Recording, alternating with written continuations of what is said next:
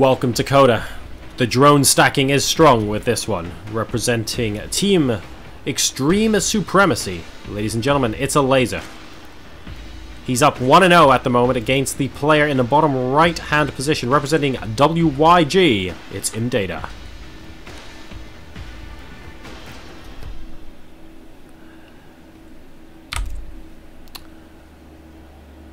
Alrighty then. We do not need to make the logo in the middle of Iron Fortress do damage to turret and toss units, dude. We really, really don't. Oh, man. Unless it's like...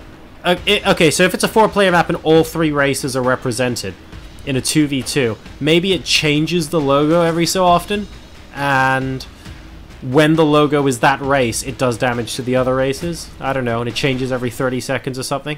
So it becomes a bit of a YOLO attack in terms of timings and stuff like that. I can see that kind of thing happening. That's more like in an 8-player free-for-all kind of territory, though, as opposed to any sort of serious 1v1, to be honest with you. But that could be fun.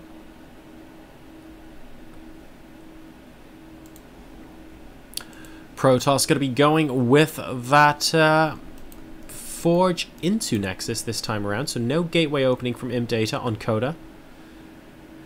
Might have something very specific planned on this map, and I think that something specific might involve... Oh, it involves a pylon at the natural expansion. Is it going to be a pylon at the third as well? Is he investing for a potential cannon rush here? Nope. Cancelled straight away. Oh, and there I was hoping, guys. Sorry, but we are going to be seeing the Forge, followed by the Nexus coming down for our Protoss play. He thought about it, then decided against it. 4 Zerglings on the way now for Elazer.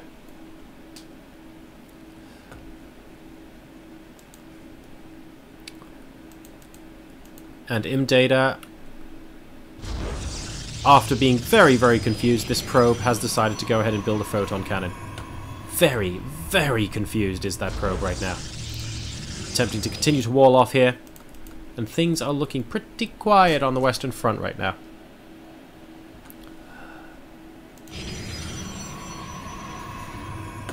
Alright, double gas being taken now inside the main base. Now, we did previously have 2 workers in the geyser. We're keeping an eye on that later on. Oh, this probe. Nope, that is not a healthy place to be right now. Absolutely confirmed. And imData does complete the wall off there. A little bit of a gap that a Zealot is going to be able to occupy a bit later. Though you might want to probe there in the meantime, because these Zerglings might try and get a little bit of a peek in. We'll see if they do. And they're coming back. Yep, they're deciding, actually, we don't mind having the cannon there. And 2 out of those 4 lings do go down, but that means the other 2 are going to be available to, well, I guess nibble away at that probe. But also, basically come back in for any sort of scouting information as well, and that's going to be most excellent. Probe now coming into the main base, and wow, probe's getting pulled. Zerglings, though, doing a good job at the moment, just keeping themselves alive. You don't want to be killing off probes, because it's just really difficult to kill off probes right now. You just want to be stopping mining. Stopping mining is excellent. Forcing him to pull probes to try and deal with your Zerglings is an excellent thing to do right now if you're a Zerg player. And Elazer is performing this micro fantastically. He's getting his 3rd base up and running behind this as well. And really just trying to keep the Protoss occupied. I mean, these Zerglings are already quite good value, and he's keeping his... Oh, he's trying! He's getting him mad! He's getting him mad! But imData will... is he going to continue trying? He gets a probe for his efforts, and the Mothership Core should be able to mop this up now. But a probe going down as well is icing on the cake. Definitely a very, very good bit of micro there from Elazer. Great decision to move in with those 4 lings as well. And he's going to hack away at that. I don't really think he can kill another probe here if he cannot be so impressed. No, he can't.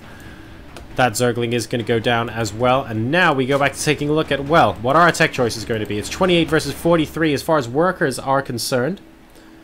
And to be honest, the Protoss, I mean, really going to try and get that worker count up a little bit. Maybe distract it a little while those Zerglings are inside the base. It does tend to be very, very micro-intensive. Very frustrating, even if you're not losing workers at the time.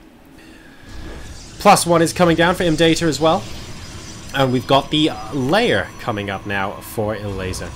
So once again, all quiet on the Western Front. Neither player doing significant damage to the other. Just happy to back her up right now.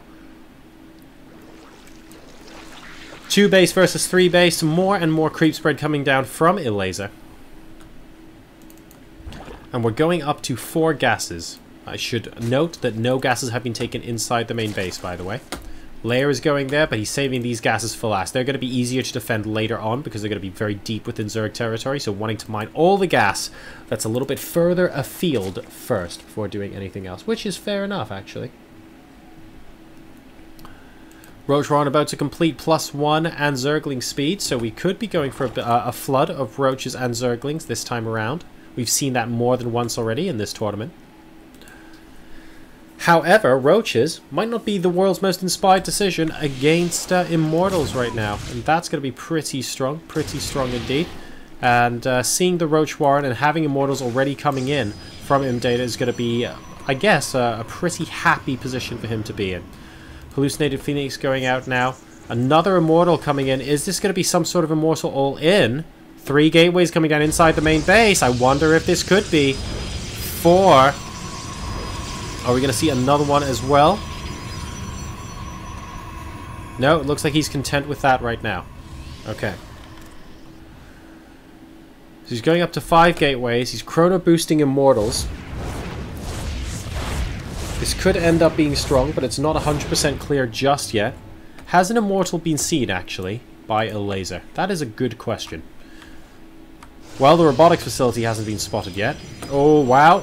And there we go, 6 and 7 gateways. Guys, I think this is going to be an Immortal-based all-in. It's being queued up now. imData really trying to hammer it home in this game. A lot of Zerglings are going to help, actually, against this kind of composition. So we're going to have to see very precise force fields from imData. Now, what is Elazer going to want to do if imData moves out? Well, he definitely does not want to be in a situation where he's having to defend at his base against this army. Not with that many sentries, not with that many force fields. He needs to use these Zerglings to be very, very mobile and needs to constantly approach the army, bait out force fields, and leave. The goal is by the time this attack gets to a position where it's attacking a base and on creep, these sentries have no energy left. That would be the ideal situation for a Zerg player. Then you just move in with everything you've got, and if you kill off this attack, you end up 4 base versus 2 base, and you win the game by default.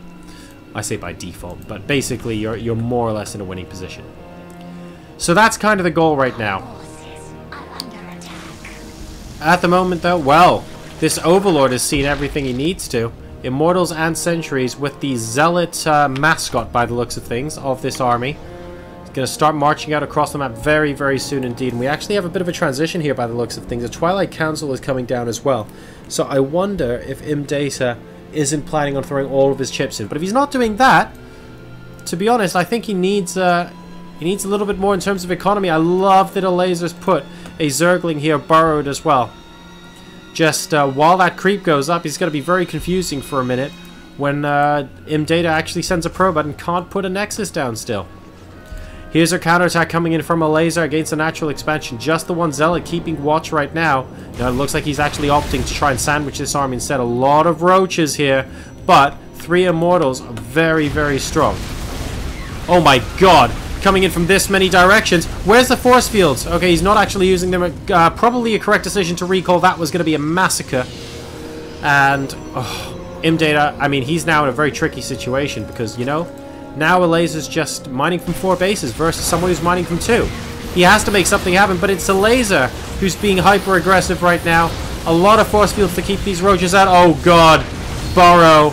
This is going to be too much. GG as soon as he sees the burrow, and Elazer, ladies and gentlemen, is going to be able to take the series 2-0. imData unable to prevent those Roaches from getting in. It was a good effort in Game 2, good effort to muster the army together, but unable to actually push it forward, and Elazer responding beautifully there with the Roaches and Zerglings from multiple angles.